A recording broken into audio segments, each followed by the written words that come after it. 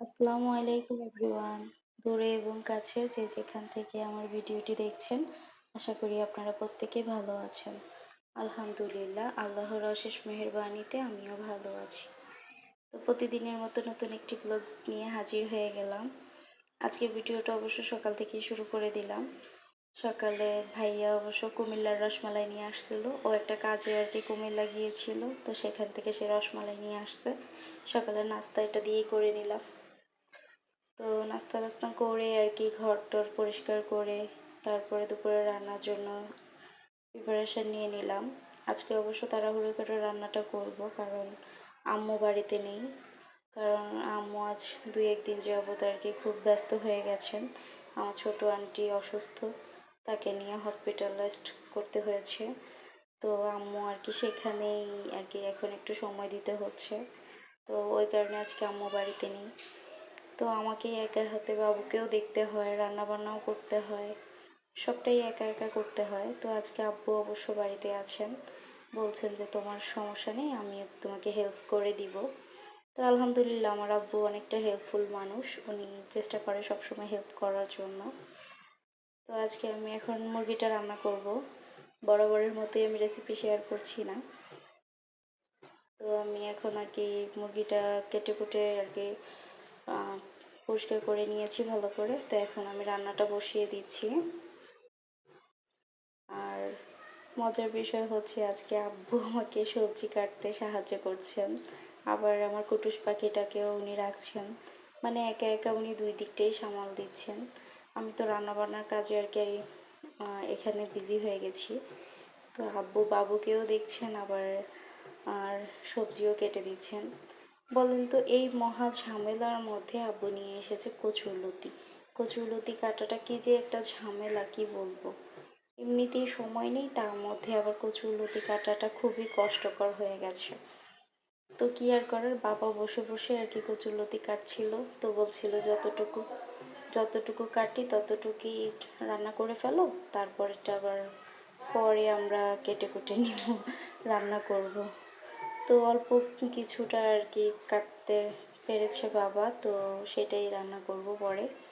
এখন আমি অবশ্য মুরগিটা ভালো করে কষিয়ে নিচ্ছি। আমি অফ ক্যামেরায় মুরগিটা খুব ভালো করে কষিয়ে নিব। কি আর বলবো, মা ছাড়া আর কি বাড়িটা একদম শূন্য শূন্য লাগে। আর আমার কুটুস পাখিটা তো সারাটা সময় আম্মুর সাথেই থাকে। সে আম্মুকে খুব মিস করে, কান্না করে, আম্মুর কথা আর কি বারবার মনে পড়ে ওর। তো সে বারবার কান্না করে। তো বাবা বারবার আম্মুকে কল দিচ্ছিল, বাবুর সাথে একটু একটু কথা বলিয়ে দিচ্ছিল, সেও হুঁ হুঁ করে কথার জবাব নিচ্ছিল। মানে আপনারা সবাই আমার আন্টির জন্য দোয়া করবেন। আমার আন্টি খুবই অসুস্থ, হসপিটালে ভর্তি। তো আমার তরকারিটা আর কি আমি ঝোল দিয়ে এখন অনেকটা সময় জাল করে নিয়েছি। তো আমি এখন জিরার গুঁড়া দিয়ে দিচ্ছি। জিরার গুঁড়া দেওয়ার পরে অবশ্য আমার তরকারিটা রেডি হয়ে গেছে, আমি এটা নামিয়ে ফেলবো। আজকে বাড়িতে শুধু আব্বু, আমি আর কুটুস পাখিটাই আছে। আম্মুকে খুব মিস করছি, কি আর করার, পরিস্থিতির শিকার। আর আমার আম্মু অবশ্য হসপিটালে আর কি দৌড়াদৌড়ি করতে পারে না, কারণ উনি আর কি কী বলবো, নিজেই অসুস্থ হয়ে যায়, তারপরও বাধ্য হয়ে আর কি যেতে হয়েছে। যেহেতু বোন অসুস্থ, তাই উনি আর বসে থাকতে পারেনি। আর এইদিকে দেখুন আমার বাবা কী করছেন, উনি লতি কেটে নিচেই রাখছিলেন। আর কি আর করার, মানে এতগুলো লতি নিয়ে আসতে, যেগুলো এখন কাটাটা সম্ভব না। আর এদিকে আমার কুটুস পাখিটাকেও ঘুম পাড়িয়ে দিয়েছে বাবা, তো বাবু ঘুমোচ্ছে। তো যতটুকু কচুরলতি আর কি কাটা হয়েছে আমি অতটুকুই এখন রান্না করে ফেলবো, কারণ সবটা একেবারে কুটে কাটে আর কি আমাদের রান্না করাটা সম্ভব না। কচুরলতিগুলো বাকিটা আমি রেখে দিয়েছি। তো আমি শুরুতেই আর কি রসুনটা দিয়ে দিলাম, কারণ আমি কচুরলতিটা শুটকি মাছ দিয়ে রান্না করব। আর শুটকি মাছ দিয়ে রান্না করলে অবশ্য রসুনটা নাকি দিতে হয়, আমার দাদুর কথা, উনি আমাকে শিখিয়েছেন। তো এখানে আমি শুটকি মাছ, পেঁয়াজ, কাঁচামরিচ একসাথেই দিয়ে দিয়েছি, কারণ যেহেতু আমি তাড়াহুড়ো করে রান্নাটা করছি, তাই।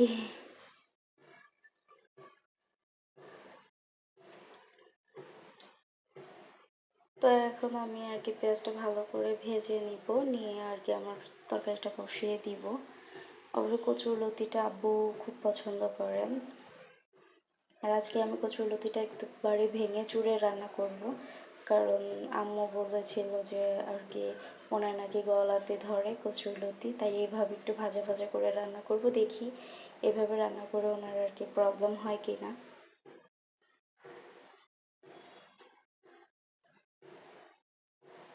আসলে বাবা মা যে কত বড় নেয়ামত সেটা একমাত্র তারাই বুঝে যারা বাবা মার সাথে আছেন।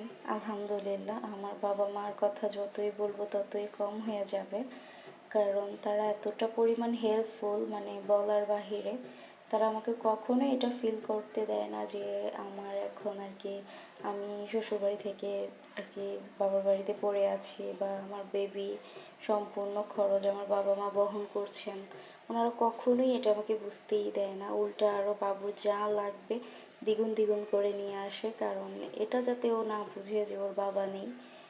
আলহামদুলিল্লাহ, এটা আমার বাবুর জন্য অনেক বড় একটা পাওয়া। ও এরকম আর কি নানা নানু পেয়েছে। কি বলবো, মানে আমার আব্বু আম্মুর কলিজা, ওনারা মনে হচ্ছে যে আকাশের এক ফালি চাঁদ পেয়েছে ওকে পেয়ে। আর পাবে নাই কেন বলেন তো, কারণ আমার আব্বু হচ্ছে তাদের ফ্যামিলিতে বড় ছেলে, কিন্তু আর কি আমার আব্বুর ভাই বোন যারা আছে ছোট, সবার আর কি নাতি নাতনি হয়ে গেছে অনেকগুলো করে, কিন্তু আমার বাবারই আর কি নানা হতে অনেকটা দেরি হয়ে গেছে, মানে এখনও দাদা হয়নি। তারপরে হচ্ছে আমার মাত্র একটা বেবি, তো সে মাত্র নানা হয়েছে, তাই বলে আর কি কী বলবো, তার খুশি কে দেখে। সে তো বলে যে আমার একটা ভাই, মানে আমার ছেলেকে উনি ভাই বলে ডাকে আর কি, এত পরিমাণে আদর করে যেটা একদম বলে বোঝানোর মতো না। আর আমার বাবু তো আমার কাছেই থাকে না, একদম অল টাইম আম্মুর সাথেই থাকে। ও আম্মুর সাথে থাকতেই পছন্দ করে, মানে এমন করে যে ও রাতেও ঘুমোবে আম্মুর সাথে, দিনেও সারাদিন থাকবে আম্মুর সাথে। বেচারা আম্মুকে না পেয়ে আজ 2 দিন যাবৎ আর কি প্রচণ্ড কান্নাকাটি করে, প্রচণ্ড বিরক্ত করে, এভাবেই কাঁদতে কাঁদতে ঘুমোয়। কি আর করার। ওইদিকে আম্মু সারাক্ষণ ওর জন্য আর কি মন পড়ে থাকে এখানে, সারাক্ষণ বলে কি করছে কি করছে। তো আর কিছু করার নাই। দেখি, আপনারা সবাই দোয়া করবেন আমার আন্টির জন্য, যাতে উনি তাড়াতাড়ি সুস্থ হয়ে বাড়িতে চলে আসতে পারে। তো আমার লতিটা রান্না করা হয়ে গেছে, আমি অবশ্য আলাদা একটা কড়াইতে বেড়ে নিয়েছি। তো আজকে আমার রান্নাগুলো এই পর্যন্তই। ভর্তা করেছিলাম একটু, আর হচ্ছে কচুরলতি। এখানে আমি লেবু কেটে রেখেছি, অবশ্য যদি গলাতে ধরে তাহলে লেবু খেতে হবে। আর হচ্ছে এই যে মুরগির মাংসটা আমি রান্না করে নিলাম। তো আমার ভিডিওটা আজ এই পর্যন্তই। সবাইকে আল্লাহ হাফেজ।